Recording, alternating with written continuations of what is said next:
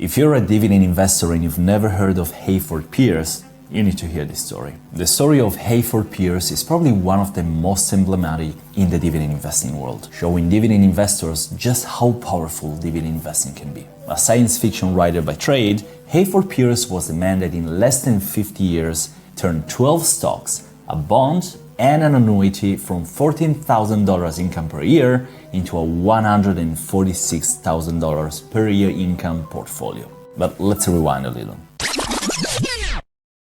In 1995, Hayford Pierce sat down in a Tahitian cafe. He was 53 years old. Armed with a legal pad and a pen, he started writing down his list of stock investments and their dividend yields. Hayford had two main groups. The first one was about a dozen of high-yield but slow-growing stocks such as utilities and high-yield bonds, which he called widows and orphan stocks. The second group of stocks, 7 in all, overlapped a little with the first. But these companies were comparatively high growth, with a long history of increasing their dividends every year. All of them were well-known blue chips. Coca-Cola, General Electric, Johnson & Johnson, Kellogg, Merck, Pfizer, and Philip Morris. Philip Morris back then was Pierce's largest holding by far. While writing his numbers on his legal pad, Hayford calculated that the high-growth portfolio would pay him about $14,200 in dividends in 1995, which by the end of the year ended up being a pretty precise estimation, since he received an actual payout of $14,267.50. Happy with his dividend but eager to project the fruits of his portfolio onto a future estimation, he said,